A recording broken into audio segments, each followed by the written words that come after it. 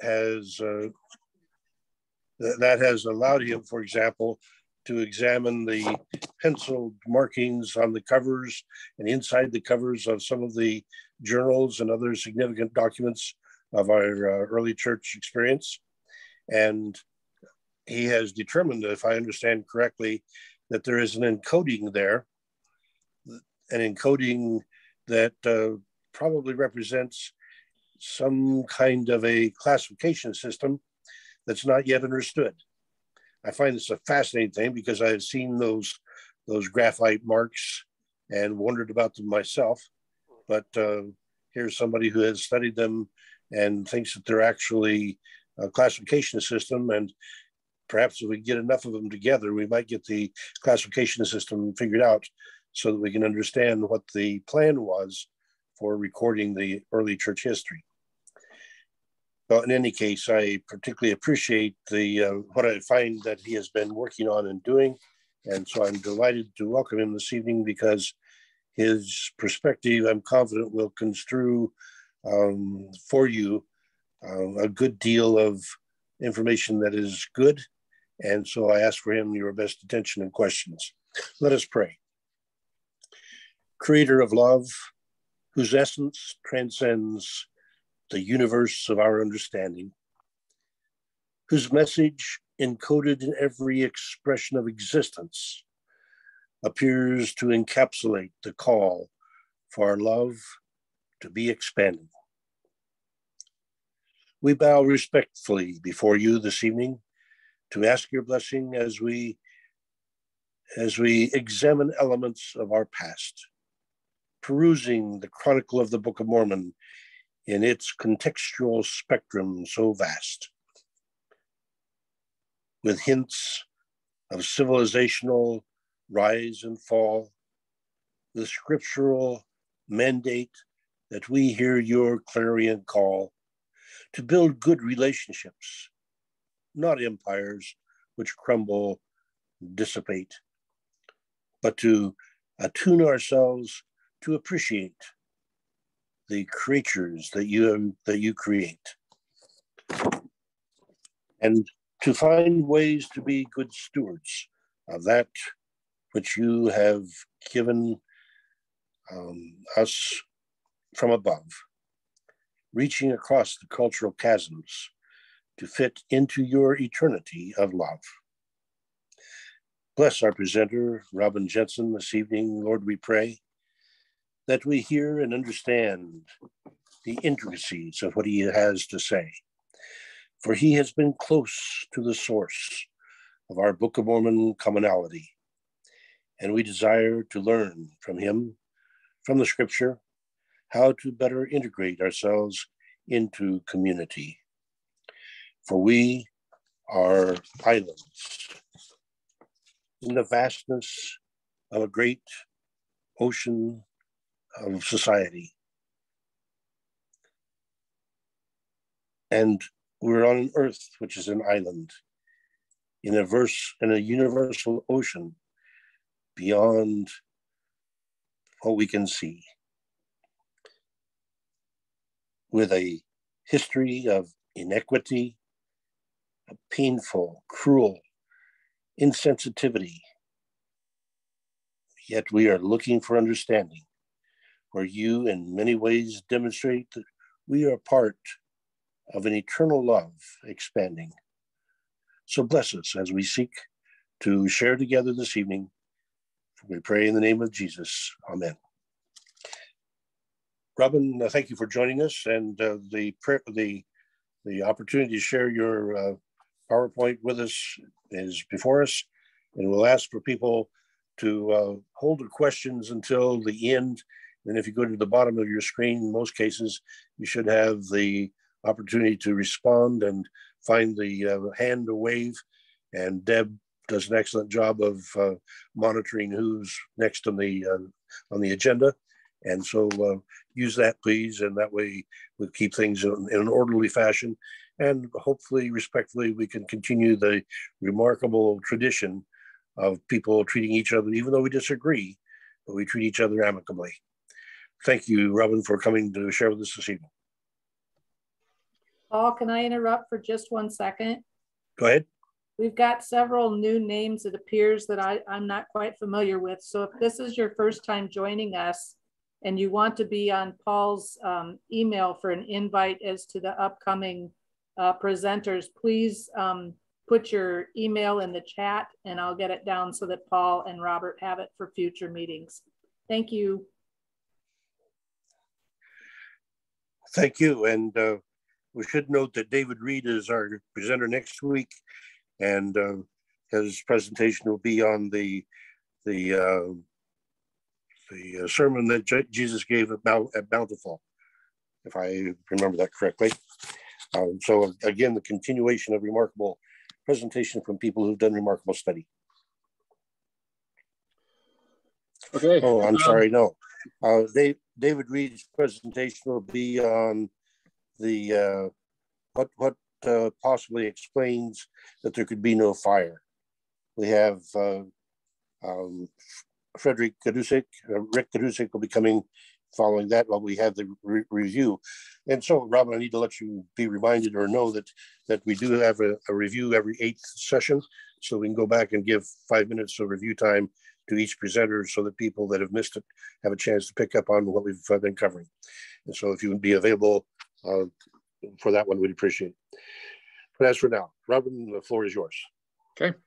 Well, thank you so much, Paul, and thank you, Robert, for the invitation. I hope that what I say tonight can be uplifting and edifying and educational. I do have some young kids, and it's 7 o'clock my time, so of course they're in the kitchen making a snack, which makes sense since we fed them dinner only an hour ago, but they're teenagers. So if I'm interrupted with kids, I hope you will forgive me. I'm going to see if I can share my screen. Let's see if this works.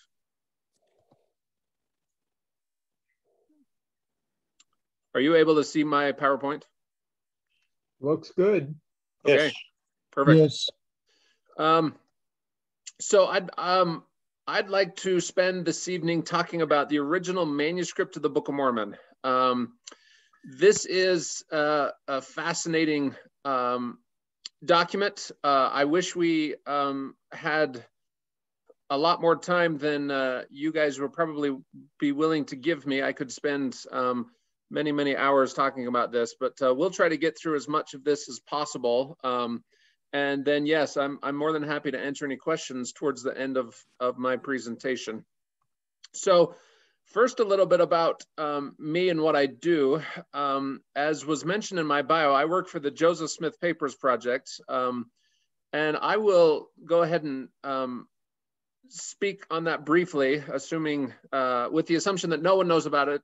If someone does, I apologize, but the Joseph Smith Papers is what we call a documentary editing project. So if you go to any academic library at any university, there's usually several shelves of papers projects. So the papers of George Washington, or the papers of John Adams, or the papers of Martin Luther King Jr., or some other historical figure that editors have compiled and published all of their records so that other scholars can access and use, cite from those documents rather than going to an archive and researching. While historians can go to archives and do research, it's sometimes a taxing and onerous experience. And so we have followed that model, and we have published the Joseph Smith Papers. There are, I should know the exact number, but I'm not sure. I think 19 or 20, 22 volumes, somewhere around there, that we have published so far. We're almost done with the publication. By the end of next year, actually by the middle of next year, we will have published our final volume of the Joseph Smith Papers. The criteria for the documents is fairly easy. It's anything that is authored or owned by Joseph Smith. Now, some of you might think that that's a lot of material, but it's actually not a lot. 25 volumes, give or take, will be what will be the final count of the Joseph Smith Papers. And I think the papers of Thomas Jefferson has gone well over 100, and they're not done yet. So Joseph Smith was uneducated by the standards of his day. He was not very, how do we say it? He wasn't comfortable behind a writing desk. He often had others act as scribe for him. So there's not a lot of documents, but when we do have some documents, they're of course an important source and insight into Joseph Smith's thinking, what he was doing, and for those around him. So there are 7 series of the Joseph Smith papers with a total of 28 volumes. I said 25, but 28. So there are, whenever I list off the series, I always forget one, but we'll try it anyway. So there's the journal series, there's the history series, there's the administrative series, there's the document series, there's the legal series, there's the business series, and then there's the revelations and translation series. There we go, I got them all. It's been my privilege to serve as volume editor or co-volume editor for each of the revelations and translation series. That, of course, will include the revelations that he dictated, the publication of the Book of Commandments and the Doctrine and Covenants, as well as the Book of Mormon. We have just recently published, this came out late last year, we have just finished the 5th and final planned volume of the Revelations and Translation series, which includes a transcription of every extant page of the original manuscript of the Book of Mormon. And of course, that's what we'll be talking about tonight. I should also mention that we have a robust online presence at josephsmithpapers.org. If you haven't visited there, I encourage you to do so. There's a tremendous amount of resources there. And as I said, by next year, we will be finished. So this volume that I'm going to talk about consists of the original manuscript. There's a pretty cover of it. We have printed the printer's manuscript of the Book of Mormon already. So for those not familiar, there are 2 manuscript copies that were made contemporaneous to Joseph Smith. One was, of course, the dictated version, the one that as he was speaking aloud the words of the Book of Mormon and a scribe wrote that down, that's what's called the original manuscript of the Book of Mormon. And then following the finishing of the dictation process, the translation process, Joseph Smith asked Oliver Cowdery to make a second copy. And that was, for the most part, taken into the printer's office to use as printing the Book of Mormon. And that's what's called the printer's manuscript. The printer's manuscript is complete. And so we, on the Joseph Smith papers, decided that we should publish that first. That offered our readers the complete text of the Book of Mormon, whereas with the original manuscript, as we'll talk about, is not complete. And I should say the printer's manuscript isn't 100% complete. There's one line on the first page that's missing at the very bottom. So when I say complete, it's basically complete, but not technically all the way complete. So this is what a 2-page spread looks like. These are what's called the facsimile editions. Every single page that we have been able to find, we have a photograph there on the left-hand side and then a transcription on the right-hand side. And then you can see up in the right-hand corner, there's the key that shows where it's at in the Book of Mormon, the provenance information, the page on which it's found. And then we've color-coded this so that you can identify any later redactions or insertions to that particular scribe. So down there towards the bottom, it looks like the scribe meant to write, and it came to pass, but they forgot the 2. And so Oliver Cowdery came and added the 2 above the line after it had already been created. So a brief history, the timeline. According to Joseph Smith's own history, he was first directed to a set of golden plates by an angel. That happened in 1823. And then 4 years later, that same angel let him take those plates home with him. And from that point on, he worked very diligently, according to his own history and those around him, worked very diligently to translate these plates. This, of course, is what has been called an Anthon transcript, or the characters documents. It seems that this is not the original Anthon transcript, but this, I would argue, is the very first part of Joseph Smith's attempt at making sense of characters, or at least presenting to his believers, his followers, a little bit more history of the language and whatnot.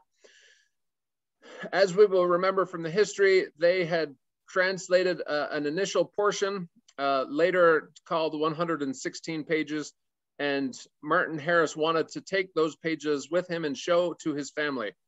This is the only artwork I could see of Joseph Smith very sternly telling Martin Harris not to lose them. However, Martin Harris did lose them, whether they were stolen or destroyed or whatnot, we don't know for sure. But Joseph Smith's initial work with Martin Harris and Emma acting as scribe, we have lost that portion. I will talk a little bit more about that later. So between the summer of 1828 and April of 1829, an unknown portion of the Book of Mormon was translated. That's what's called the 116 pages. I will explain later why I don't think it actually was 116 pages, but that's what we are talking about there. Joseph and Lucy Smith, Joseph Sr. and Lucy Smith visit Harmony in September 1828. Oliver Cowdery arrives in Harmony to assist in the translation in April of 1829. The translation moves from Harmony up to Fayette, New York, about the 1st of June, 1829. The translation is finished about the 1st of July, 1829. And then the printer's manuscript and actually some of the original manuscript is used in the Grandin printing office, but that begins late 1829. And then the Book of Mormon is first published in March of 1830. And when I say published, I mean that's when it was first available. So the first edition was printed there in 1830. The second edition of the Book of Mormon was printed about 7 years later in Kirtland, Ohio. The third edition was published in 1840. And then at a ceremony in Nauvoo, Illinois in 1841, the original manuscript was deposited in the Nauvoo House cornerstone that was then being constructed.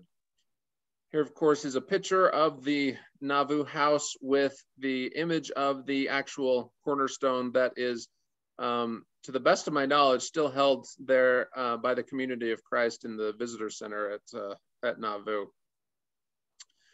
So I want to spend most of today talking about the original manuscripts and what it is that what we actually have.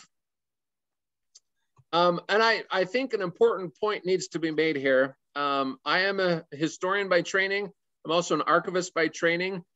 And when we talk about manuscripts, what we are talking about are fragments of the past, essentially. We, of course, as historians, cannot perfectly reconstruct the past. That's an impossible task.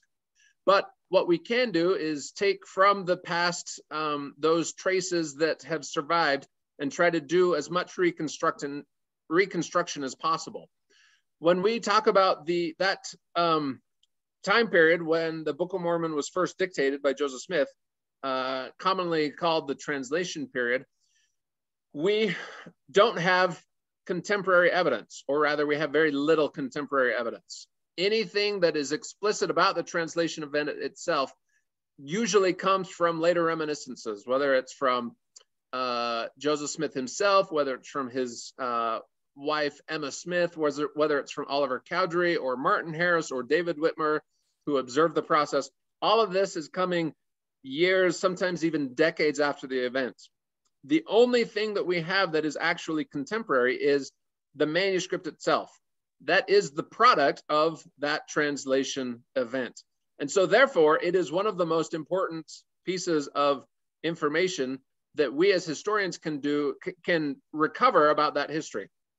Unfortunately, as you can imagine, it's not an explicit source in everything. It doesn't tell us everything. We have to analyze it and tease out information from it. So, for instance, that lost portion, that portion that no longer survives that Martin Harris took to show his family, there could have been some data points that we could have recovered if that had survived. For instance, we would know exactly who the scribes were. it's kind of interesting. Martin Harris says that he assisted as scribe for most of that. Emma implies that she assisted as a scribe for a lot of that. Emma later in her life said that her brother Reuben Hale helped. There might be some evidence that Joseph's brother Samuel helped, but we don't know any of that from the manuscript itself because it's lost. We also don't know the time frame other than from later reminiscences. But if we had the original manuscript, we may have been able to recreate that time frame in a sense that sometimes you can tell the time periods or the sessions. In other words, if you have a quill going along and then all of a sudden it's very sharp, then obviously they had sharpened the quill, and possibly even that signifies a day has passed or whatnot. So, but since we don't have the original manuscripts, we don't know. And of course, we don't have the page counts. The very short summary of this is that in the 1830 Book of Mormon, the preface, Joseph Smith writes that there were 116 pages that were lost. It's my guess, I don't know this for sure, but it's my hunch that 116 number came from actually the printer's manuscript. So the portion that was lost is said to have contained the Book of Lehi, this narrative of the founding family of the Book of Mormon narrative. That is also, from internal evidence, described as this being replaced by the small plates of Nephi. In other words, that portion from First Nephi through the Words of Mormon. That's the portion that replaced the missing Book of Lehi portion. Well, if you look at the printer's manuscript, that small plate portion, First Nephi through Mosiah, is 116 pages plus 3 lines. And so I believe that Joseph Smith didn't know how many pages he had, and he pulled that from the printer's manuscript. Though it is a possibility that both the lost portion and the portion that replaced it came out to be both 116 pages. Coincidences do happen in history, after all. So I want to talk a little bit about the Mosiah priority. This doesn't mean that Mosiah is the best book of the Book of Mormon. It means that it came prior to anything else. This is the argument that when Joseph Smith lost that portion of the Book of Mormon, he commenced in Mosiah, dictated through the end of the current Book of Mormon, and then began at First Nephi and dictated through the Words of Mormon, where he finished the translation period. So this Mosiah priority, meaning Mosiah came prior to anything else. So we actually have evidence of this from the manuscript itself. And this is where I talked about how having the manuscript can give us data points that wouldn't otherwise be available to us. So unfortunately, in the original manuscript, we have none of Mosiah. The very last surviving portion of the small plates is from Enos 1, chapter 14, or sorry, chapter 1, verse 14. And I apologize, these are LDS references. So for those using other versions, that's going to be different. And then the very next page that's surviving is Alma, chapter 3, verse 5, again, LDS references. So none of Mosiah exists from the original manuscript itself. This is from the printer's manuscript. This is the very first part of Mosiah. If you can see, I don't know if you can see my cursor, but I'm highlighting, this is the Book of Mosiah. And then it says chapter, and then after the fact, there's a 3 right here. It's possible that this 3 came from the original manuscript. In other words, some of Mosiah, in other words, chapters 1 and 2, were part of the lost portion, and then they just simply copied 3 and then scribbled out the final 2 I's of the Roman numeral, leaving it to Roman numeral 1 or I. But the real evidence, and as you can see up here, here's the page number 117. The real evidence to me is this is the original manuscript right here. This is from First Nephi. And as you can see, well, some of it's blocking me. I can't quite see it, but the brethren of Nephi, whom I think it says something about who they struck with a rod. So the very first part of First Nephi. This then, of course, is the very first part of First Nephi. And we know whose handwriting this is. This is in the handwriting of John Whitmer. And so John Whitmer, of course, was not assisting Joseph Smith in harmony. Joseph Smith didn't even meet the Whitmers until they moved the translation up to Fayette, where much of the Book of Mormon translation had already been done. So if this first Nephi was in John Whitmer's handwriting, then that means that this was towards the end of the translation. So that Mosiah priority helps us know that this is part of the end of the translation period, even though when it was published, it was at the beginning of the text itself. All right, so here are the known scribes of the original manuscript of the Book of Mormon, including the lost portion. So we know from evidence from historical sources that Martin Harrison, M.S. Smith were scribes of the Book of Mormon, even though we don't have any of their handwriting in the extant portions of the original manuscript. We do know that Oliver Cowdery was a scribe because most of the original manuscript, most of the extant original manuscript is in Oliver Cowdery's handwriting. Interestingly, there are 2 lines of Joseph Smith's handwriting in the original manuscript of the Book of Mormon. Now, I don't know what that means. As I said, Joseph Smith did not often write for himself, and it seems that he already had a process where he was dictating to scribes. So I don't know why we have Joseph Smith's handwriting, but it has been a curiosity for a lot of people that his handwriting is there. As I mentioned in the previous slide, we have John Whitmer's handwriting. And then we also know from historical sources that Samuel Smith, Reuben Hale, and Christian Whitmer wrote as well. Now, from the manuscript itself, we also have identified a scribe that we haven't been able to identify who it is. So an unidentified scribe. So it is, there are some people who think that this is Christian Whitmer's handwriting. I'm inclined to agree, but I'm not going to definitively say it because we do not have much of Christian Whitmer's handwriting. In fact, the only thing that we have from him definitively are 2 signatures. And for those who have tried to compare handwriting with simply a signature, that's not a good idea. The signatures, my signature is quite a bit different than my normal handwriting, and maybe it's similar to many of you. So I'm not quite comfortable in saying that this unidentified scribe is Christian Whitmer, but that to me is a pretty good possibility.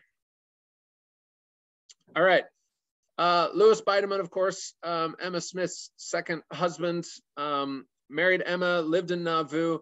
He was working on the reconstruction or remodeling of the Nauvoo house when in 1882, I believe, he uncovered the cornerstone and pulled out the manuscript. Now, as was mentioned at the beginning of this, it's probably not the best idea to put a manuscript in a cornerstone so close to the Mississippi River. Water got in and destroyed much of the manuscript. Now, to be fair to the saints who placed the manuscript in the cornerstone, they did talk about pouring molten lead around the seams of the cornerstone in an attempt to keep it watertight, but that didn't hold. The water seeped in and much of the manuscript was destroyed. And in fact, you can kind of imagine a stack of papers. The top portion of the original manuscript is in relatively good condition. There are some portions of First Nephi where the entire page is there. But as you go further down into the manuscript, there are portions that are just simple scraps. And I'll show you some examples of that. But first, how did the original manuscript get from Louis Bideman's possession to disseminated throughout the country? Well, as missionaries from Utah would go on missions or go visit Nauvoo as kind of a historical tourist spot, they would stop by Louis Bideman and chat. Sarah Granger Kimball was living in Utah. She lived in Nauvoo in the 1840s, and so she went and visited. She knew Louis Bideman, and so she went and visited and asked him for some pages. And Louis turned over a chunk of them from First Nephi modern day LDS chapters 2 to 13. And this is what one of those leaves looks like. Joseph Summerhays, who was a Mormon missionary from Utah, went out to Nauvoo in 1884. He went and got a single leaf from the Book of Mormon. And when he returned, he was talking to his bishop, Frederick Kessler, in Utah. And Frederick Kessler said, you know, I was there at the cornerstone ceremony. And so Joseph Summerhays tore his sheet in half and gave half of it to Frederick Kessler, and he kept half of it. Joseph Summerhays kept half of it. Well, we have that half that Joseph Summerhays gave to Frederick Kessler. So we have the Kessler half. We don't have the Summerhays half. I don't know where that is. I keep telling audiences that they should look in their attic or their basement for fragments of the original manuscript. You never know what might turn up. Franklin D. Richards, who is the church historian of the LDS Church, went out to Nauvoo, and he acquired a significant batch of the original manuscript. He got much of the second half of First Nephi and some of Second Nephi, and he got almost all of Alma. So yeah, probably, I don't know, 80% of Alma. He got some of that. And as you can see, a lot of his pages are damaged. The upper right-hand corner or are missing. Andrew Jensen, who is an assistant church historian of the church, went out and acquired some fragments.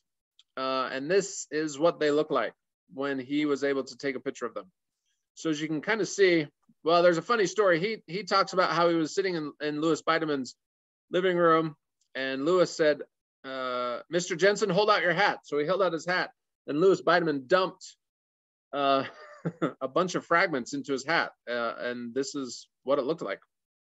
Well, Louis Bideman was supposed to have said, this is the last of the original manuscript, but that was not true because, well, we'll talk about that in a second. We also know that several other individuals acquired some pieces, but they are no longer extant. So Edward Stevenson, we know he had some. Joseph Smith III, we know he had some fragments. Mrs. H. Thomas, that's the only way I've identified her. We know she had some fragments. As I mentioned, Joseph Summerhays has his half a leaf. And then obviously there very likely will be others that have had fragments that are either in their family collection and they might not know where it came from, or they had it at one point and then discarded it. Wilfred C. Wood, he was a Utah businessman. He traveled across the country quite frequently for work. He stopped in Nauvoo and acquired from Louis Bideman's son, Charles Bideman, several fragments. And this is what they look like. You can see that they're just kind of, well, I wouldn't want to try to conserve those, but in Royal Skousen's work of the original manuscript of the Book of Mormon, they were able to conserve this, and now we can kind of read some of the fragments, even though they are sometimes just small fragments. So what does this mean as far as like numbers? Well, there is about 25% of from the estimated portion of the Book of Mormon, about 25% is in the LDS Church's possession. There's about 3% in other repositories or in private hands. And then that, of course, means that the remainder, about 72%, was destroyed or lost or is no longer extant, at least not to scholarly attention. Another way of saying this is that of the about 600 total pages, portions from about 235 pages survive. Now, that's not always full intact leaves. Sometimes that's just the very smallest of fragment, but we do have portions of about 232 pages that have survived. So the LDS Church photographed these pages almost from the, well, I won't say from the beginning of photography, but this is a article from the Deseret News in 1899. This is a reproduction, photographic reproduction of one of the pages of First Nephi. In the 1950s, a man by the name of Ernst Kohler. He was a German, either German born or had German ancestry, was in Utah. He worked for the Utah Genealogical Society, and he traveled the world microfilming genealogical records. Well, at some point, the Utah Genealogical Society decided to microfilm images or documents within the LDS Church's possession. And so in the 1950s, well, late 40s and early 50s, he took photographs of all of the Book of Mormon, the original manuscript of the Book of Mormon that the LDS Church had at the time. Here's a couple of examples of those photographs. The one on the left is a blank page that had been associated with the Book of Mormon. The middle page, the long and narrow sheet, is from First Nephi. And then on the right, the not so long and narrow comes from I believe that's from Second Nephi. And it is true that the original manuscript of the Book of Mormon has two different sizes of pages. And so I can't imagine, whenever I have a stack of pages, I always have to get them nice and neat and even, and you never could have done that with the Book of Mormon, which always makes me think. As I mentioned, this is the Andrew Jensen fragments, but there are also some other fragments that Ernst Kohler took pictures of. And these are what they looked like at the time, just very small pieces. For those of you who enjoy doing jigsaw puzzles, you probably would have had a heyday back then trying to put all these pieces back together. And then, of course, he took pages of the more intact leaves. Now, there's a number of pages that I'm going to show you, and I'm going to show you why each of these pages are important. So in the 1940s and 50s, when they took pictures, some of the pages were still attached to the gathering. So when Oliver Cowdery or other scribes wrote for Joseph Smith, they would take a stack of pages, fold that whole stack in half, and then that would create a gathering of multiple sheets of paper. And then you would stitch through that with some thread or yarn or ribbon, and you would have a sewn gathering. Well, this in the 1950s, you can see, I don't know if you can see it, but right here, there's a bit of string there that is part of the original sewing of that manuscript. When, I'll talk about it later, but when the images were conserved, they sliced the pages down the middle, and that stitching, that gathering had been lost. And so these photographs preserve kind of the state of the manuscript in the middle of the 20th century. There's also, you can see here, some of these fragments kind of flaked off during the photographing period, or the photographing process. As you would turn a page, some of the edges just flaked off. I mean, you can see how brittle and fragile these are. And then you can see all these tiny, tiny pieces right here. Well, at the end of the photographing session, they would preserve the larger fragments, but they would kind of sweep the smaller fragments into the garbage. And so there are times where some of these smaller fragments, this is the only time that you can see these fragments because they're no longer extant. Today we would preserve all of those fragments, but of course in the middle 20th century, they had different standards of photographing. Here's an example, a really good example of the gathering, and you can kind of see these layers of pages as you go through.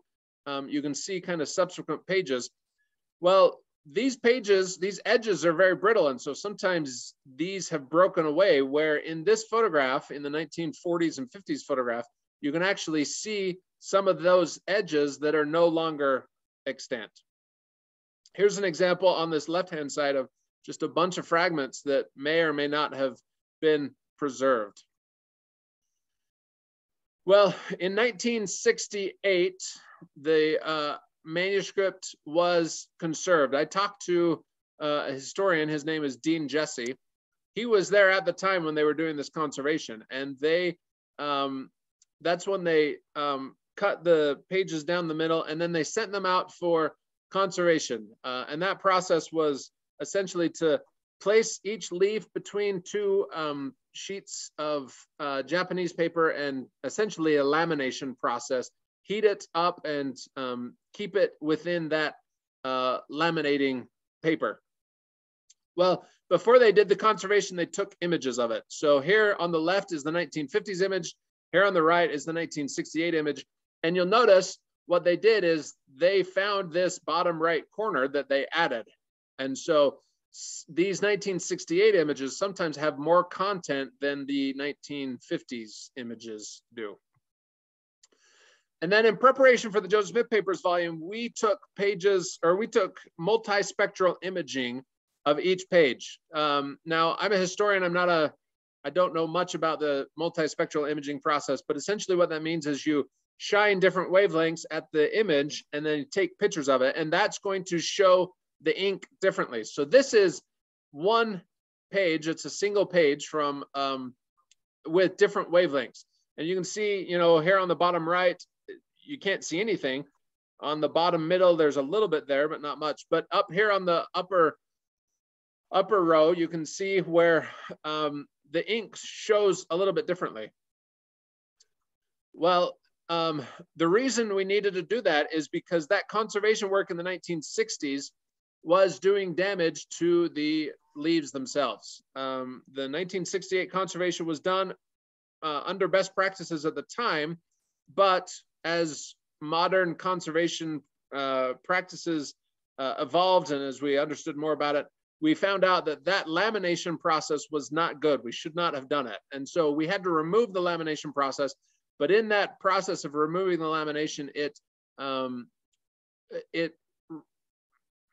destroyed some of the pages in a sense that it reduced the legibility of the ink. It caused problems for some of the edges and other things. So it was kind of a painful decision, but the lamination, leaving it laminated, would have caused more damage. So if you look at some of the pages, this is a page from First Nephi. This is as it would appear essentially under kind of visible light. This is what the naked eye would see.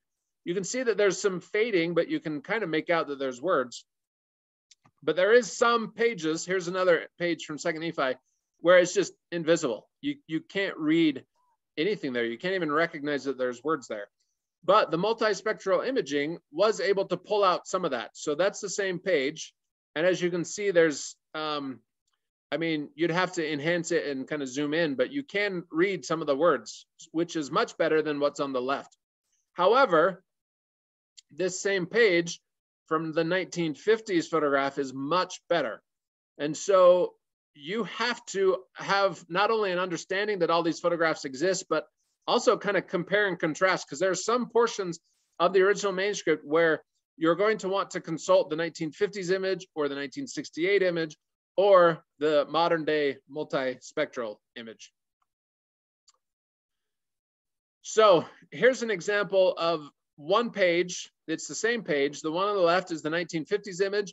The one in the middle is the 1968. You'll see that they found kind of the bottom portion and some upper portion and along the left.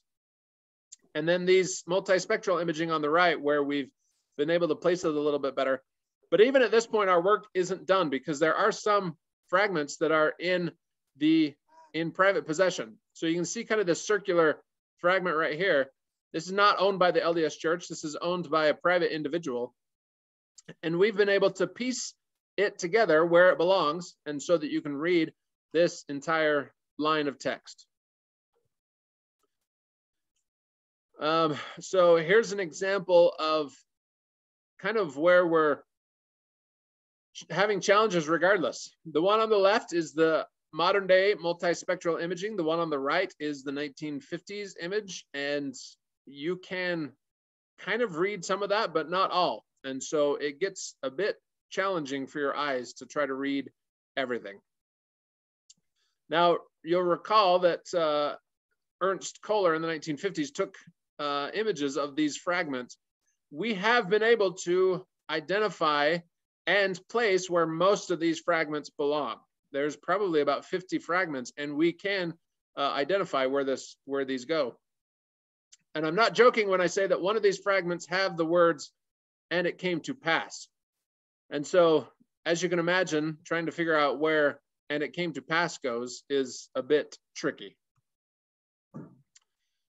So what we have is, here is all of these fragments all over the place. We've been able to compile them together, show where they go, fit them together like a puzzle. And then this is what we present in the volume alongside the transcription. And as you can see, there's kind of this grayscale text where that's not extant. That is not from anything that we have, but we supply it so that you can kind of have the context of where the original manuscript belongs. All right, and that is my presentation. I am more than happy to, let me see, let me stop sharing. Okay, there we go. Yes, so I'm more than happy to answer any questions you might have, or we can talk about anything relating to the manuscript. I have all sorts of fond memories of trying to piece these things together. And I should mention before I get farther, Royal Skousen has worked with the original manuscript for much of his career. It wouldn't, if without his help, without his work, without his tremendous efforts, we would not be where we're at from kind of a scholarly perspective. Well, thank you, Robin. I'd like to express my appreciation for the remarkable work that you gentlemen have done, because having had access to the Joseph Smith papers, I am astounded at how much work has gone into those translations, transcriptions, and attempting to work them out. Take us back, if you would, though, please, to the discovery of the book. You didn't say anything about the Urim Thummim, breastplate, sword of Laban. Any information you can give us about that early material? Yeah, we can talk about that. I found it kind of easy to talk about the original manuscript because that is kind of this material artifact that's in front of us. And the translation process itself is a bit of, how do we want to say it? There's a little bit of a faith claim there, right? So, and as a historian, I can assess and identify what people said about the translation process, but at least in my tradition of the LDS Church, there's a lot of people that want to prove or disprove the efficacy or the authenticity of the translation. And I'm less interested in that, because that is something that, yeah, as I mentioned, that's more of faith claims. But we can talk about Urim and Thummim, seer stones. So Joseph Smith was part of this cultural milieu of folk magic, is what it's been called. Treasure seeking, it's also been called that. Folk religion, things like that, where there was a literal belief that individuals could affect the supernatural world through physical objects. Joseph Smith, Oliver Cowdery, Joseph Smith Sr., all of these individuals seems to have had some sort of belief in either divining rods or seer stones. Peep stones is what they were called. And in that milieu, Joseph Smith, whether that's what he was used to, or that's what he wanted to show to his followers, or that's what the Lord instructed him to do it, regardless, he used seer stone in the translation effort.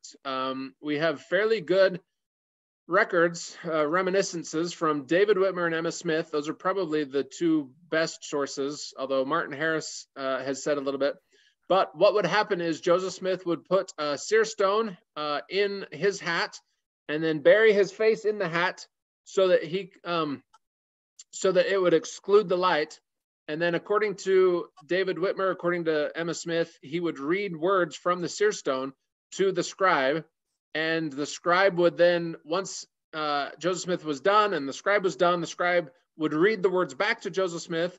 And if there was any mistake, Joseph Smith would say, "You got to fix this," or he would offer spelling for proper nouns or other things. And if it, according to David Whitmer, if the text that the scribe wrote wasn't correct, the words wouldn't disappear. If it was correct, they would disappear. They would disappear. That is an example of where late memory and reminiscence doesn't actually jive with the original manuscript. If you look at the original manuscript itself, there are misspellings throughout the entire thing. I mean, the scribes made errors all the time. I would bore you all to tears listing all of the mistakes, misspellings, whatnot in the Book of Mormon text. So what does someone do with kind of this story of Joseph Smith not letting errors on the text and the text itself with errors? That's, for a person of faith, they might have to grapple with that. But as a historian, I just find that deeply fascinating and something that, it makes complete sense that a reminiscence or a memory or something is going to change in the telling, or it's going to embellish, or it's going to kind of gloss over some of the complexities of things. Now, I'm of the opinion that we need to kind of expand, or I'll say expand our understanding of the translation process. Growing up in my faith tradition, we talked about the Urim and Thummim, or we would have kind of iconography or imagery of Joseph Smith, very studiously looking at plates with Oliver Cowdery on the other side of the table, copying it down. And that's probably not what happened, but we do need to expand our understanding of what translation was. So that Anthon transcript that I showed you earlier with the copies of characters, where he sent Martin Harris to New York to try to get that translated, I would say that that's part of the translation event, because Joseph Smith is thinking about getting this into English. There is pretty solid evidence, in my opinion, that Joseph Smith, at a certain point in the translation period, pulled down a King James Bible and read from a King James Bible, probably similar to what he did with his inspired version, where he would read from the Bible and scribes would write down the inspired translation, the Joseph Smith translation, as it's known in my faith tradition. So, sorry, that was kind of rambling, but I hope that answered some of your questions. If there's any follow-up, I'm happy to answer. Yes, there is follow-up. We've had 4 different presentations on the characters, and Blair Bryant recently gave us his rather remarkable and inspired translation. We have Jerry Grover, and we have Nancy Sherman is on. Her mother, Mary Jo Yakel, published her efforts. Now, we've had a number of people explain that. I'm curious, in terms of your vantage point, what do the characters say? I will be the first to admit that I am not a linguist. I'm not someone that I started taking Greek in college, and I very quickly realized that my brain didn't learn dead languages. So I served an LDS mission in the Netherlands and Belgium, and so I do know Dutch, but that's the extent of my foreign language skills. I am a historian, and I can look at that character's documents from kind of a 19th century perspective, but I have not made any attempt or any effort to try to translate that or try to make sense of it. And I know that there's a lot of people, I see a lot of things online where they have tried to make sense of it, and I am more than happy to see people make sense of it, because the more people that try to investigate and research that, maybe we'll finally figure out what that actually means. But I haven't spent a lot of time in thinking what that actually says. Well, then let me also take you back to the other items that were with the book. Sword of Laban. Why would the other artifacts disappear? Yeah. Also another question of truth claims, right? And of people of faith. Joseph Smith, well, I should say Brigham Young loved to share this memory about him. He heard from Oliver Cowdery that Cowdery and Joseph Smith walked into this hill, in a cave in a hill, and there were all these plates and the Sword of Laban and whatnot. And when I read those sources, I think of them like a historian does. I look at them and think, this is a very problematic source. It's second, maybe third hand. And I don't know exactly what Oliver Cowdery said to Brigham Young. I don't know what Brigham Young said to the crowd. I know what the reporter said that Brigham Young said, but so yeah, I mean, as someone who's willing to believe in angels and golden plates uncovered from a hill, anything's possible, right? A sword, Urim and Thummim, a seer stone, all of that is deeply edifying and rewarding and faithful for those that believe in the truthfulness of the Book of Mormon.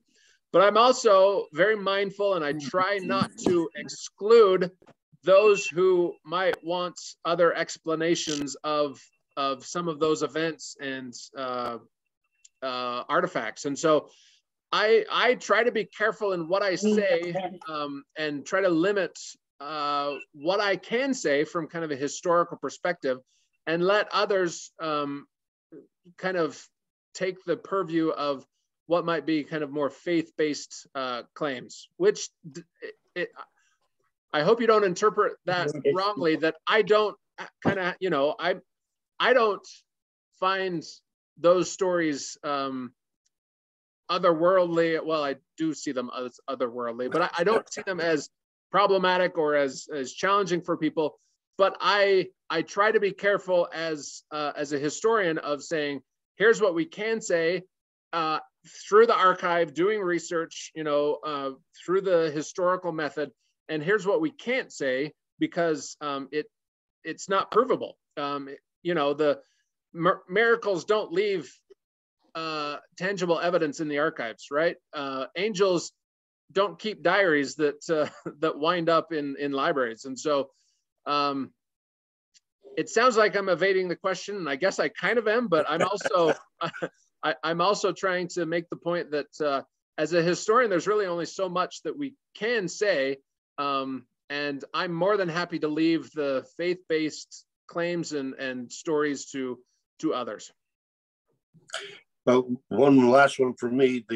We've had presentations from Jonathan Neville, who has done really remarkable research into the Urim and Thummim and the translation process, and he proposes that the seer stone and the hat idea was a deflection used as a distraction from the process, but that the actual translation was done to the Urim and Thummim, if I am appropriately responding to what he said. And so, but it's interesting to hear your vantage point is quite different, saying that what Neville says is a deflection, you say is actually the way it was done. I wish that I had a time travel or a time machine and I could go back in time just to spend 2 minutes watching the actual process. That would tell us so much about the translation process, right? One of the complexities that we have is this challenge of terminology. When I say Urim and Thummim and when I say seer stone, I see those as interchangeable. I see those as an artifact, a stone, a rock of some sort that offers Joseph Smith some otherworldly vantage point viewing object, right? And there are some that want to kind of make a very harsh demarcation and say Urim and Thummim is one thing and a seer stone is something else. And I don't, while I can appreciate that, and while I certainly am willing to listen to the evidence for that, I don't see such a stark contrast between those two. I do, however, there is a big,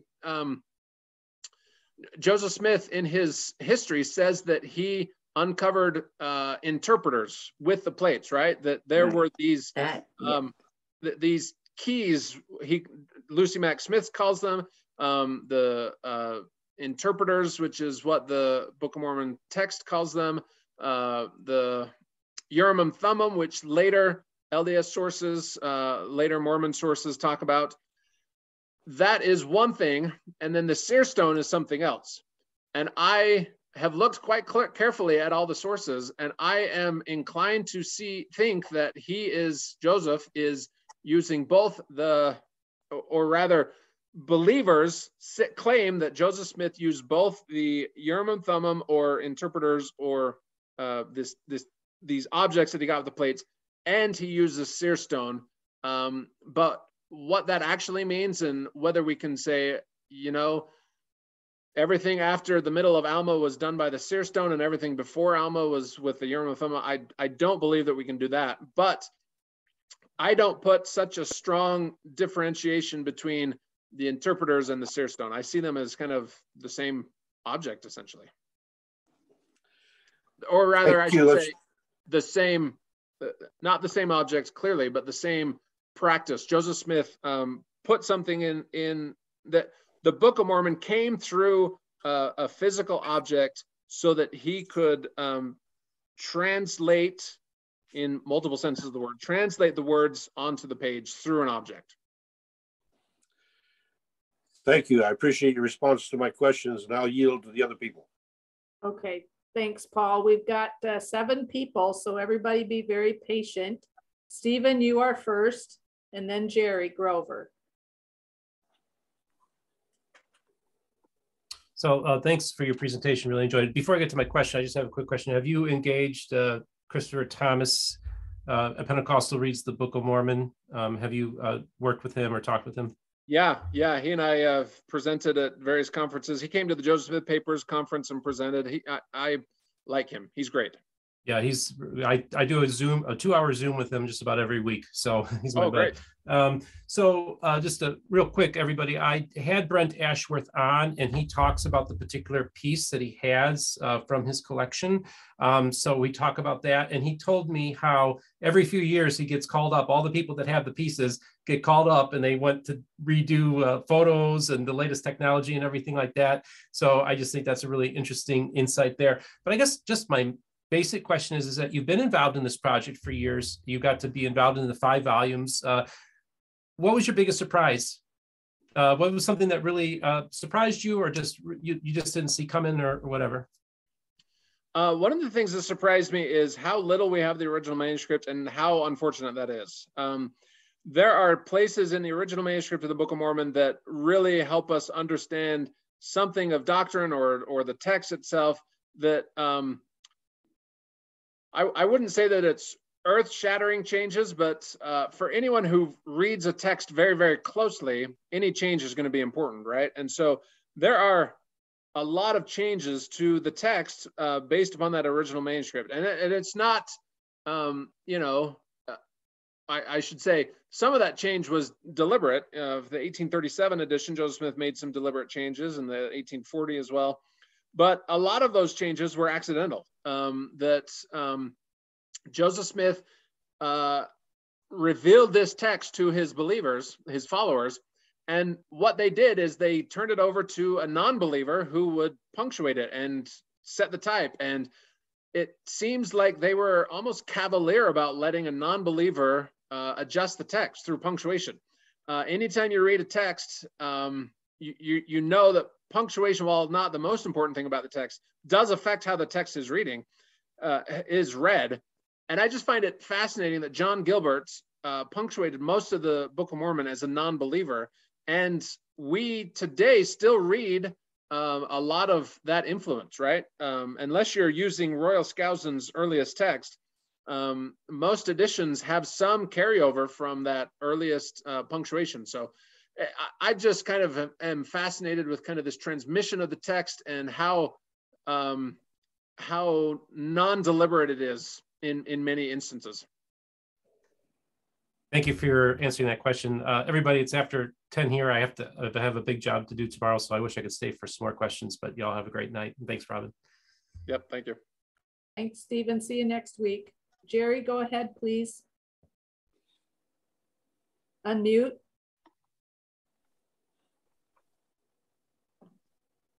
Yeah, I just had a few questions for Robin.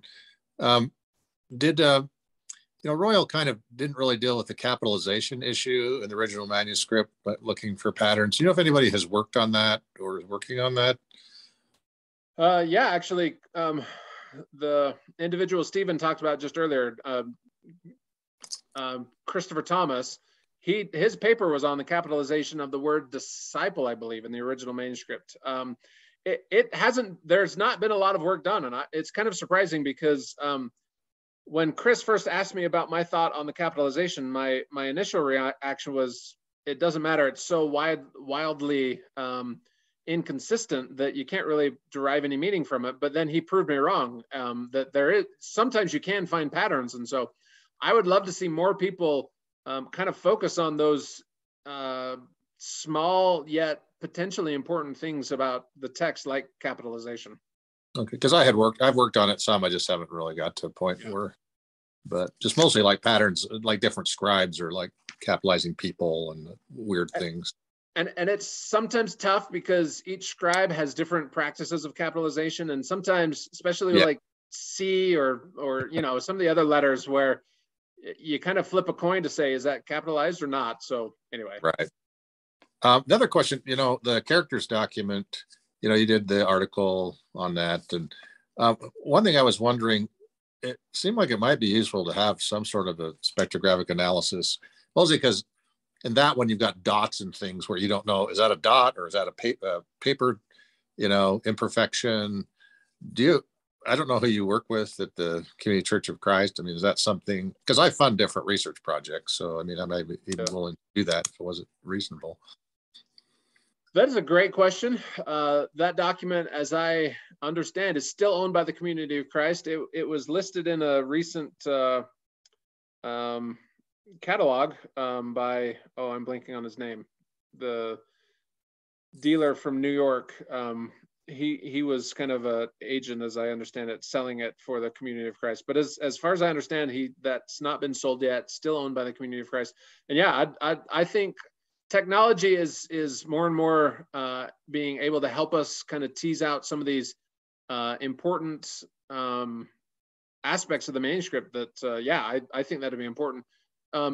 Rachel Killebrew is the librarian and archivist there at the Community of Christ. So she would be the one to talk with for something like that. And I don't know what that might entail, but that would certainly be something to explore for sure. Okay, and then that kind of the last one, I actually sent Don Bradley kind of up to the church to look at the the Frederick G. Williams sheet, and maybe he talked to you possibly. I can't remember about trying to talk to me about that. Yeah, I've just kind of funded some of that research. I'm just curious if you have any more information has come up on the where that came from exactly, or No, I wish. That's one of the most enigmatic documents, because you've got that made by Frederick Drew Williams, and then you've got one that's similar in Oliver Cowdery's handwriting. I've wanted to kind of really compare. I'm not a scientist. I haven't done a lot with like scientific analysis of paper, but it'd be interesting to compare that with sheets of the original manuscript of the Book of Mormon and the printer's manuscript to see if that's kind of a contemporary document made at that time or whether it's later. I've heard scholars speculate as much that's an 1829 document all the way to an 1838 document, actually even beyond that. So it's just kind of all over the map, and we just don't know a lot about it, unfortunately. The provenance is pretty bad. We don't know where it came from. So yeah, there's a lot of questions in my mind about that document. Yeah, I've just been starting to working on classifying the characters, and like the bottom two rows are actually upside down. If you flip them, they match some of the characters above. So yeah, it's kind of an interesting document. So yeah. Anyway, that's all my questions. Thanks, Jerry. Joseph Johnston, go ahead. Good evening, Robin. Hey, Joseph. Hey, I have several questions for you, but I'm going to just go with one tonight, and I'll bother you with the rest on another occasion. You mentioned that there are portions of the small plates in the original manuscript collection. So this may seem like a softball, but this is really a fastball. Anybody else who's on here should know. When it comes to the publication, where did those end up? Are those at the beginning, as with the modern publication, or are they at the end where they should be in the document? Do you mean the order of the manuscript itself, or so as I understand it, or as I am trying to recreate what happened, the manuscript was placed in the cornerstone, probably in publication order. That's what I would imagine, that once the Book of Mormon text had kind of a standard order, we'd already had 3 editions by then. I would imagine that the original manuscript was placed in publication order. So it was placed in the original, or in the cornerstone. And then as I mentioned in my presentation, the water kind of seeped up into the manuscript from the bottom to the top. And so First Nephi, I think was at the top of the manuscript because it suffered the least amount of damage. And so I think that the small plates were placed at the top of the manuscript because that was the publication order. Right. But did you put them in manuscript order when you published them? Oh, so you're talking about the Joseph Smith papers publication. Right. Yep. All right, this is maybe a little too insider baseball.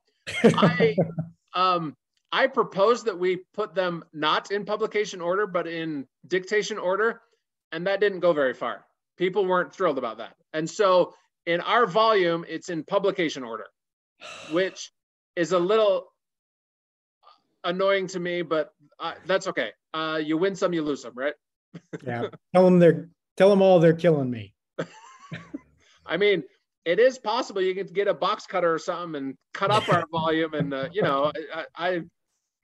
I'm not endorsing the destruction of our volumes, but there are ways around that, right? Well, not at $95 a pop. No. Yeah, seriously. All right. Thank you, sir. Happy New Year. Yeah, thanks. Thank you, Joseph. Uncle Roy. I've really enjoyed this presentation.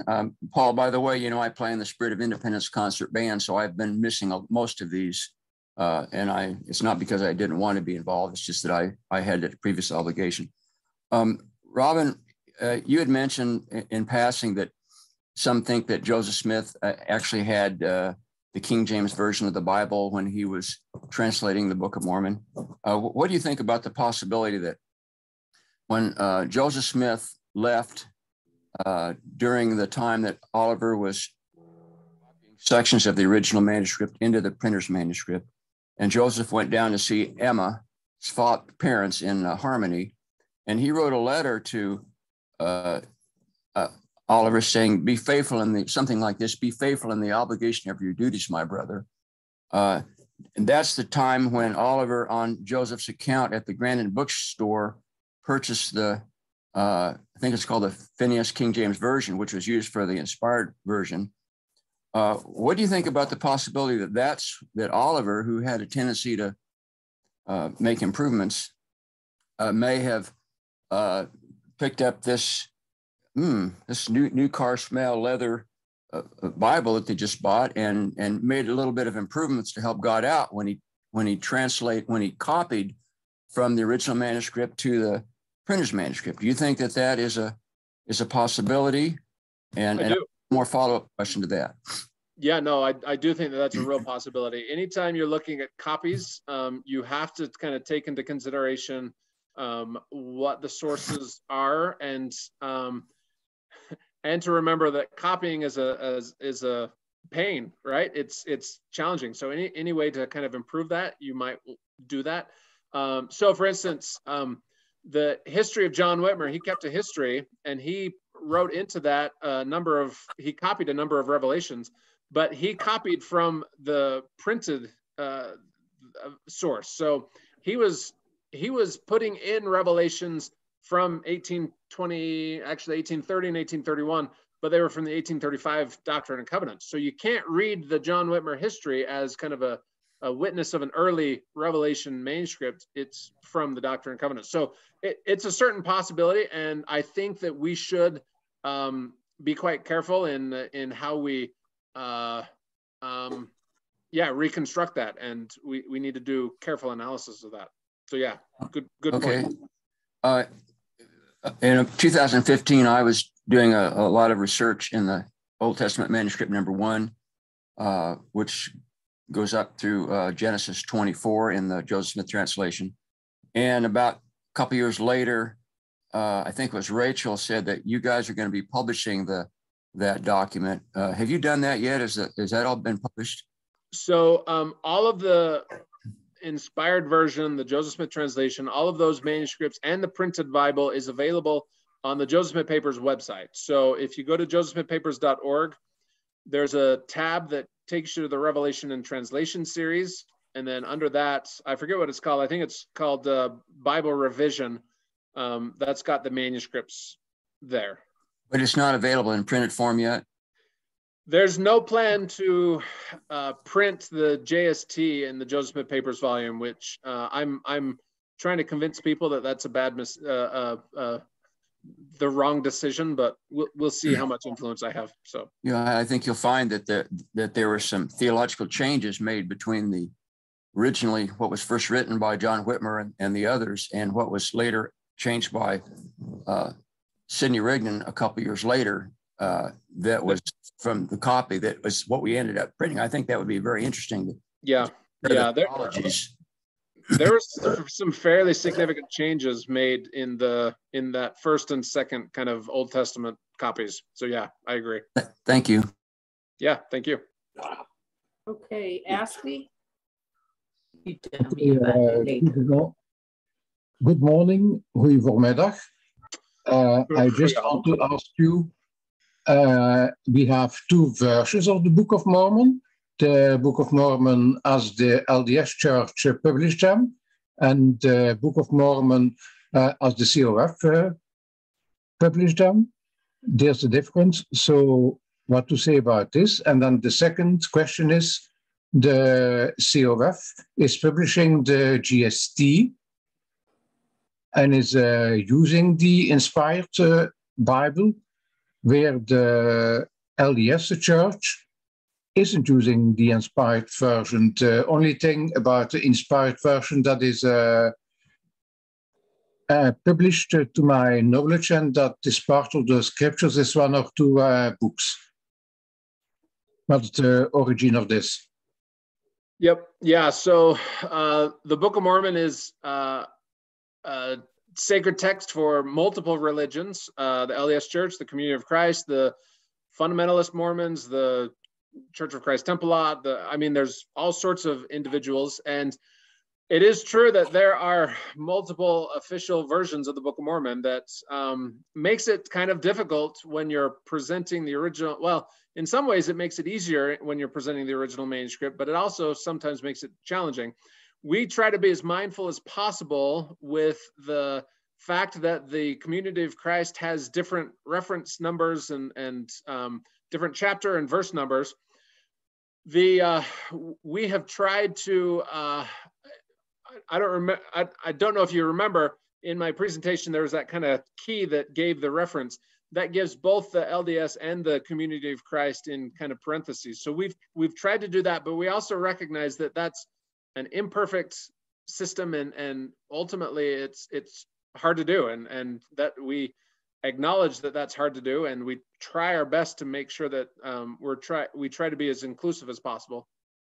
It's interesting, the history of the inspired version, and I think this is it's an interesting test case of how the possession of manuscripts made things, how it affected history, right? So when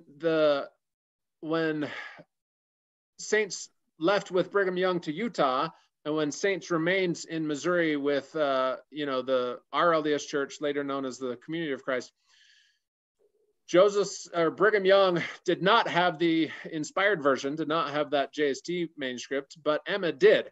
So Emma, of course, Emma gave it to her son, Joseph Smith III. They printed it, they published it, and Joseph Smith had a fit. Not Joseph Smith, Brigham Young. He didn't like that they printed that, and I think based upon kind of that dislike, the LDS Church tradition never really took it seriously for much of the 19th and early 20th century. it really wasn't until the edition of the Bible published by the LDS Church in 1979, I believe, where we have footnotes that sometimes give some of the reading of the JST, but for the most part, you're right. We, the LDS Church, that's my faith tradition, do not have that that full text. Though we've made strides in doing some of that work. Kent Jackson and Scott Follering and I'm forgetting the scholar who started it all, Robert Matthews. Robert Matthews really did a lot of work in kind of the 60s and 70s, and I think he's paved the way for a larger acceptance of the JST amongst the LDS Church. If I am to speculate, which I'm a historian, so I always speculate terribly. So. Okay, thank you. Bedankt. Thanks, Aspie. We've still got 3 folks. Ed, go ahead, and then Roger Gilbert. Yes, I recently became aware of something that is not that recent, work by, I think it's the Royal Scusin group, in which they claim that their study indicates that those portions of the Bible that appear, particularly from Isaiah, from the King James Version, actually are not from the King James Version. They include language that they refer to as Middle English, which the Scusin group said was a dead language by the time Joseph Smith did his work. Have you had any occasion to incorporate that understanding? Yeah, so the theory, as I understand it, Royal Skousen and others have kind of perpetuated this, that the text of the Book of Mormon uses words, spelling even, and sometimes phrases that were out of date and sometimes even extinct by the time Joseph Smith was dictating the Book of Mormon. And so he and others, I think mainly others, want to argue that the Book of Mormon was first translated into English in kind of pre-modern English. I will preface this by saying I haven't spent a lot of time on this theory, but I'm not sure that I completely buy it. I'm mindful enough to know that languages evolve fairly idiosyncratically, and we can't, of course, go back in time to the early 19th century and understand how English was spoken. We can only go from what is written, and by definition, vernacular isn't really published very often, particularly in the early 19th century. So I could see where it might make sense that there is an older version of English that's being spoken in upstate New York that's not actually being captured in published form. And so that's kind of my sense of that. But I prefaced it and I'll postscript it. I haven't spent a lot of time with that, so I'm more than happy to be to look through that evidence a little bit more, and I hold the right to change my opinion on that. So. Well, it also raises the question as to who is the real translator. Yeah. Which I think is quite interesting, given the fact that Joseph could not have produced that dead language on his own, but somebody did. Yeah, that theory certainly introduces an interesting wrinkle to the translation theory, and there needs to be some sort of explanation as to why it's translated into kind of a pre-modern English text, which I haven't really read anything that satisfies the why to that. Why is that, even from kind of a faith perspective, why was that a necessary thing? But it's interesting for sure. And I think Royal would argue that he's only simply following the evidence, that's the things that he's seeing. And so I certainly respect him for just laying out the evidence as he sees it. Well, after 50 years of practicing law, I love following the evidence. Yeah. And so I'm very interested in what this new piece of information tells us, because our answer to the question of who did the translation has to fit the evidence. Yeah, agreed. You just can't throw it out. Anyway, thank you. Thank you. Thanks, Ed. Roger Gilbert, you're next. Yeah, thanks for the great work in the presentation. You had mentioned a lot of errors in the original manuscript, a great number. With on your last slide, you had that real good picture of the light in the middle, which is the translation or the original manuscript, and then you had kind of the darkened section, which was the other parts. So when you do that, what did you use for the other parts? Did you use the printer's manuscript or 1830, or what was that process? Yep, that's a great question. I wanted to use the printer's manuscript because that was the text that that we know of. That's I guess you could argue, once removed from the original manuscript. Royal Skousen didn't like that, and he's a co-editor for this volume, so he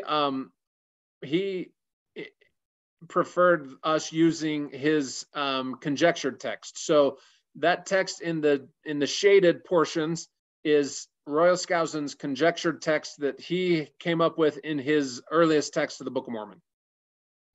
Okay, so I guess your papers collection doesn't really land on a maybe a canon or an official version or anything. It's more like we have these versions. Is that kind of the way you land? Yes. So we have the Joseph Smith papers. This documentary editing approach is we want to present texts as they are or as they were created. And so we don't really have kind of any official text. We just say, oh, you want the 1830 text? Here's a version of that. Here, you can use this, or here's an 1837 edition, or here's the printer's manuscript, or here's the original manuscript. And we try not to play favorites, I guess you could say.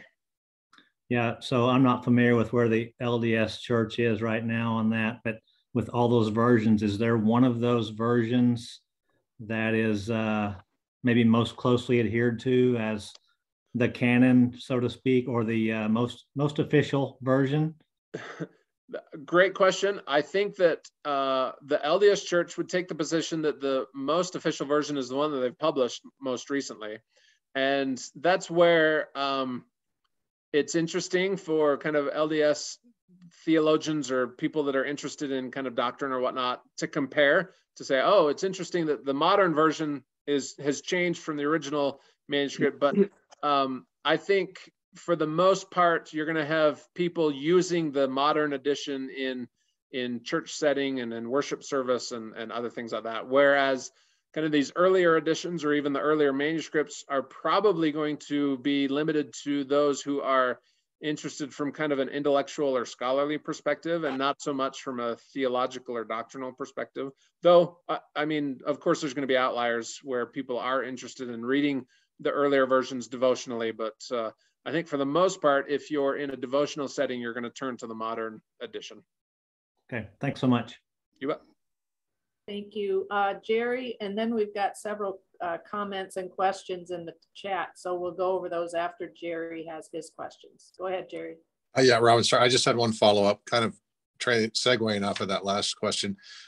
So is there recommendations that go up? I'm talking about the LDS, within the LDS Church, based on the original manuscript or the analysis as to, I know they meet every so often to evaluate any changes. I mean, there's some obvious things like some of the prefaces are original, some aren't.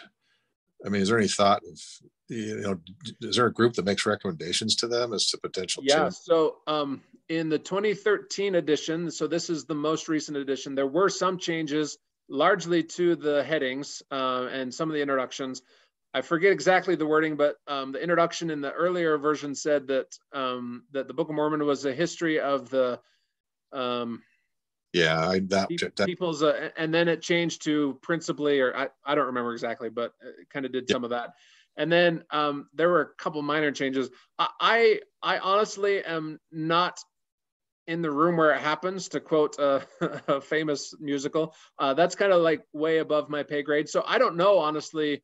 What I do know is that there's what's called a scripture committee, I think is what it's called. And I think that they try to pay attention to those kinds of things. And with the 2013 edition, they were certainly involved. But I don't know if, I don't know how that whole process of recommendations being sent up and whatnot, I don't know how that works. And I just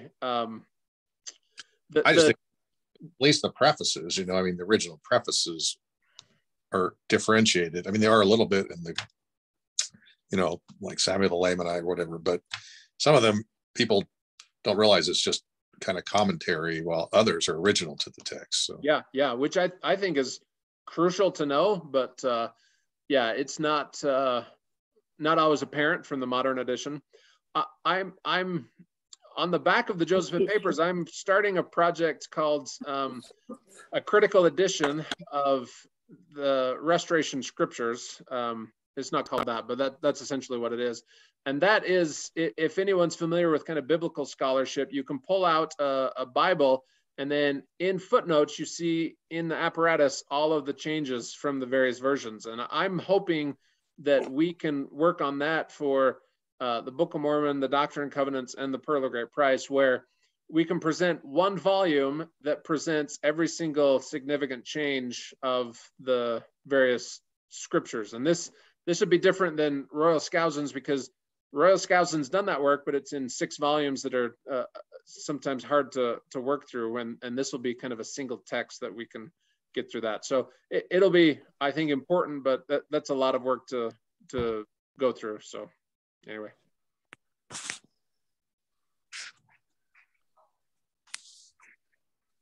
Were you done, Jerry? yes. Okay, thank you. Robin, put me down for a copy. Okay. Okay, so Boyd had made a couple comments. One, Joseph only said he used the Urim and Thummim. He never said that he used the seer stone. That's only from others and out of context.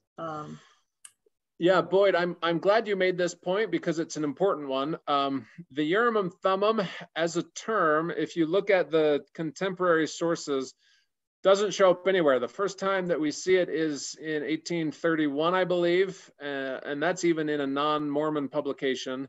The first time it's in a Mormon publication is 1832, I believe, if I'm remembering correctly. So the Urim and Thummim is challenging to.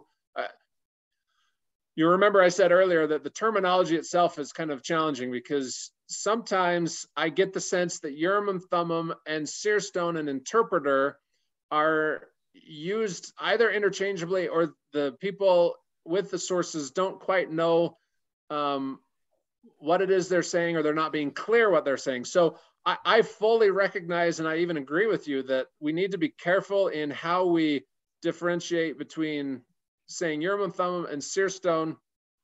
You're right that Joseph Smith never said that he translated with a seer stone. I think there's a reason for this. I think that he got burned quite a bit from holding the views that he held with regard to treasure digging and seer stones and other things. And I think he's deliberately cagey or coy in talking about this. And so I think he felt more comfortable using the term Urim and Thummim because that's biblical, whereas the term seer stone was more folk magic. Although I also recognize that there is a counterposition to that goes against what I just said. So I recognize that it's not quite, it's not as cut and dry. Okay, and then translation is different from transmission. They're worlds apart and you cannot even equate the two. One requires personal lexicon in the translator's brain and the very demanding power of converting ideas into English phrases. The other simply requires the ability to read English words.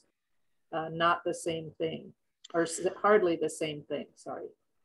You're bringing up very good points that I kind of agree with. I wouldn't use the word transmission in in the translation event. I think I used the word transmission, but I meant transferring the text of the Book of Mormon from the original manuscript to the printer's manuscript to the 1830 to 1837. I would call that a transmission of that text, but that time period of 1828 and 1829, I wouldn't really call that a transmission. I would call that a translation. Although, to be fair, I have kind of a different sense of translation. I don't think that's kind of a scholarly translation that, you know, we talk about the lexicon and translator's brain. I think that there was something else going on there. I think Joseph Smith himself would agree with that what he was doing with the Book of Mormon was not someone who's simply translating as one would today, if that makes sense. Okay. And thanks for that feedback, Robin. Appreciate that. Yep. Speaker, this is from Aspie. Did mission in Belgium, Netherlands. So he actually may have been, I'm sorry, Aspie, I'm not totally sure what that comment is. Yeah, that's a city in the Netherlands, Ghent or Ghent. I did not serve any time in Ghent. I was in Rotterdam and Rotterdam, Assen, Apeldoorn, and then I was down in Mechelen in Belgium. But so those were the places I was at. But that was 20 years ago, and that was a long time ago, and I wish I remembered more of my Dutch. But anytime I encounter a Dutch person that I could practice my Dutch, they end up speaking better English than I can. So that's the problem I have. And Boyd, thanks you for the excellent presentation. Brian Stubbs, thanks you. It was interesting. Let's see, we've had several more. The doctrine of LDS officially states that the Bible can be used as far as correct translated. This is one of the reasons, oh, sorry, my computer's jumping on me.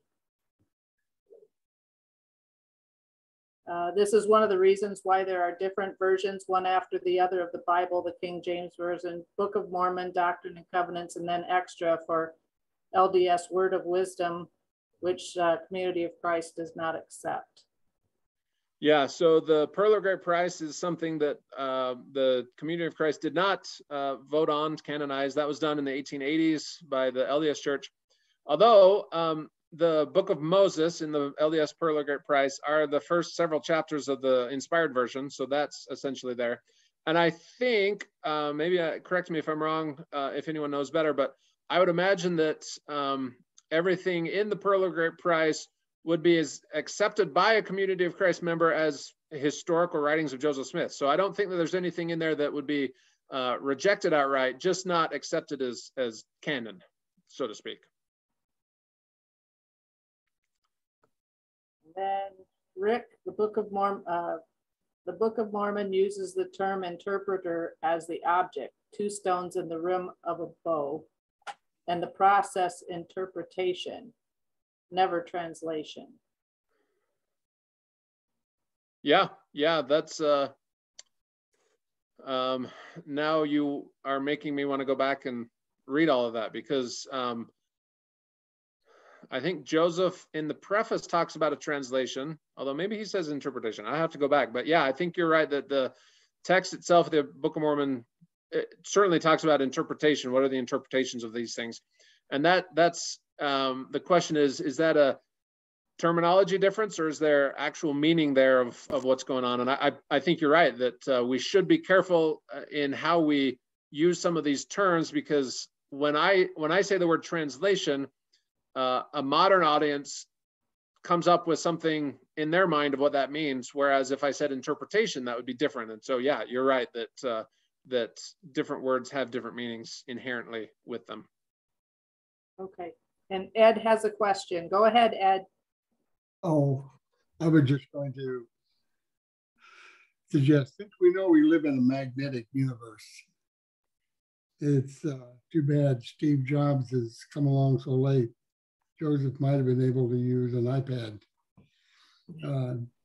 But I've always kind of felt that what we call translation was a process, because there's no way he could read. I mean, not from his own personal knowledge, he couldn't read the language. And if Royal Scruton is right, he couldn't put it into a dead language, at least in part. And he certainly couldn't have written a Hebrew book with all the techniques of the Hebrew learning that he refers to in the first page of First Nephi.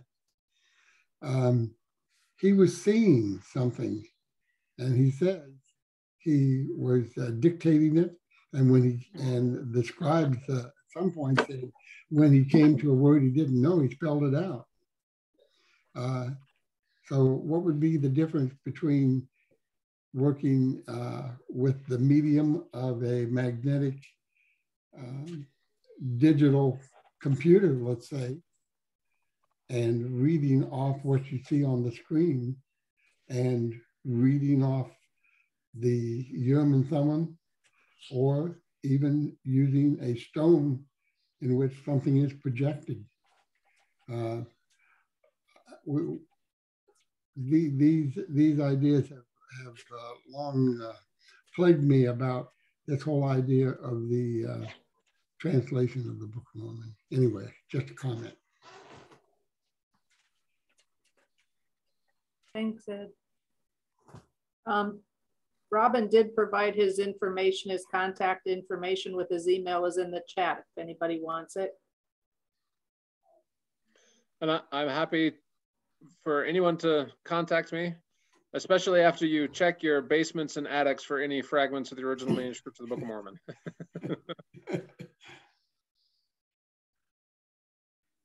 I have another question, if I may, Robin. We had the presentation from Jonathan Neville back in September about his book on Jonathan Edwards' Infinite Goodness, where he notes that the examination of the compared language materials from Jonathan Edwards showed over 750 quotations from Jonathan Edwards that showed up in the Book of Mormon. I'm curious if you're what you think of that. That's fascinating. I hadn't heard that. I'd be interested to see or read what he says. It is true. There have been a lot of people.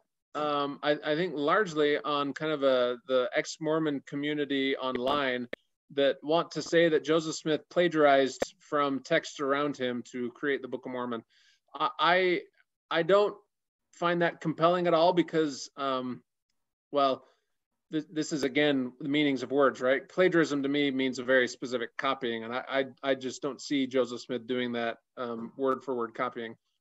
I do, however, think that whatever it is Joseph Smith did, I believe that there was a little bit of Joseph Smith in the text that he dictated. In other words, my personal belief is that, and as I analyze it from kind of a historical lens, I think that Joseph Smith put a little bit of himself in the text. In other words, the very fact that it's in the English language means that some of his culture is going to seep into the Book of Mormon. And so I wouldn't be at all surprised to see that there are phrases or turns of phrase or particular definitions of words that make their way into the Book of Mormon that were unique to Joseph Smith, or rather things that Joseph Smith picked up from the culture around him.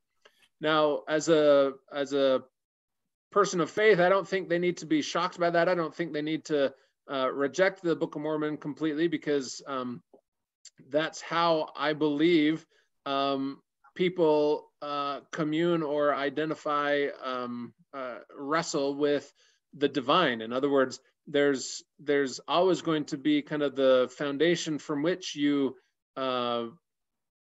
engage with that divine from your own milieu, your own worldview. And I think Joseph Smith did the same thing, but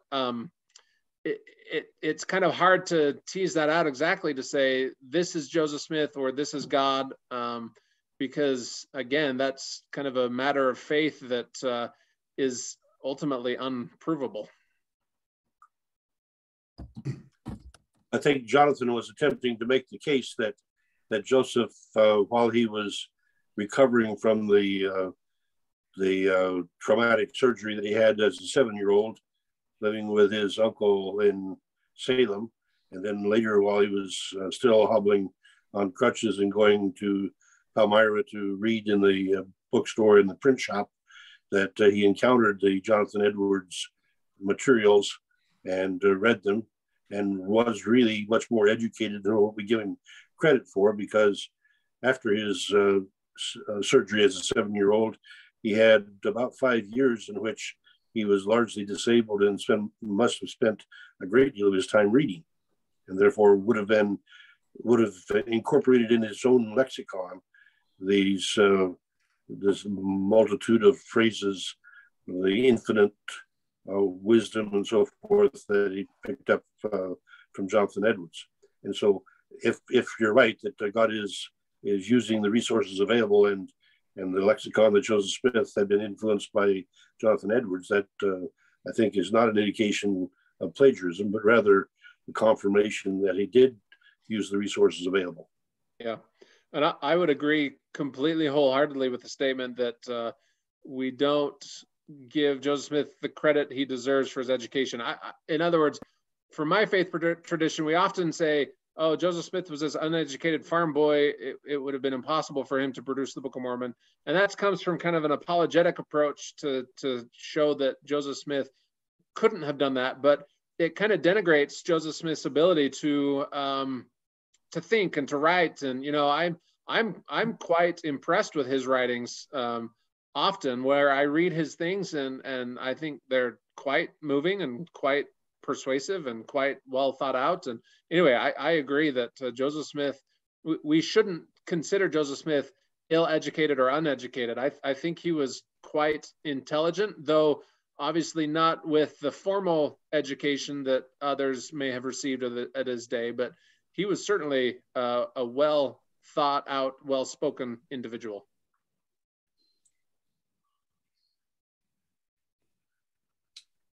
Ed has his hand up. Go ahead, Ed.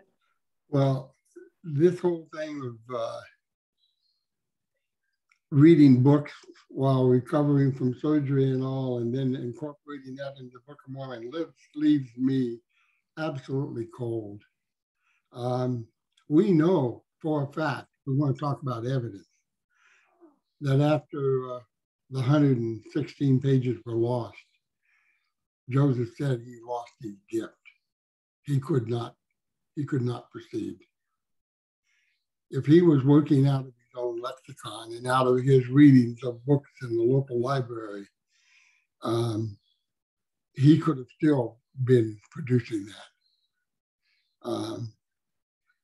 I personally find this willingness of Joseph to be the active participant in producing the book that the Lord had already prepared to be the most important aspect of Joseph. After all, how many people have read the words that he read before he went to the grove? But he was the person that did it. And how much faith does it take to sit down at a table with a stack of gold plates that you cannot read and put the Urim and Thummim or whatever he did into a hat and start dictating? You have to have a childlike faith to proceed. And that's exactly what Jesus said, except you become as a child. I'm just not at all bothered by the fact that Joseph didn't have the ability to produce the Book of Mormon out of his lexicon and his readings. I am more impressed with his willingness to sit down and take on the task, having no idea how he's going to get it done. That, to me, is really impressive. Anyway, that's my thought about it. Thank you. No, I appreciate that.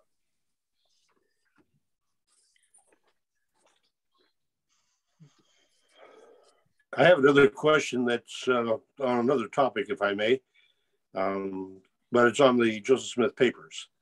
And I've been using them rather extensively in my preparation of the story of the Mansion House, and significant amount of the journal is by William Clayton.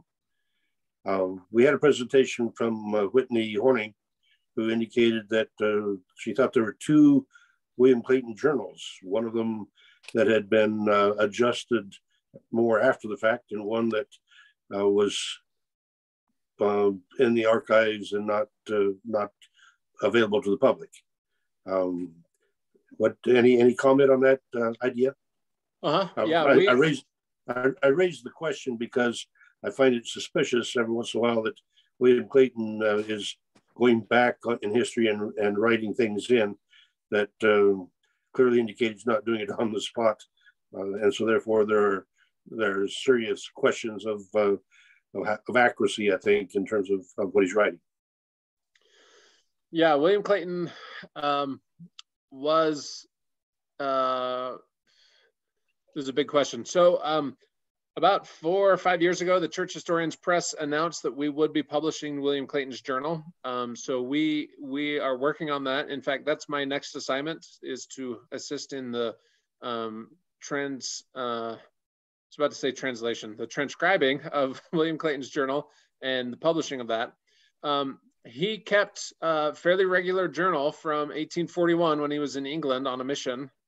He was an English native, but he also converted to Mormonism in England and stayed in England to do some missionary work, and then came to Nauvoo, where he quite quickly became almost a right-hand man to Joseph Smith, working as a scribe, assisting in temple work, and also was trusted by Joseph to be informed about the practice of plural marriage. And William Clayton wrote a lot of that in his diary.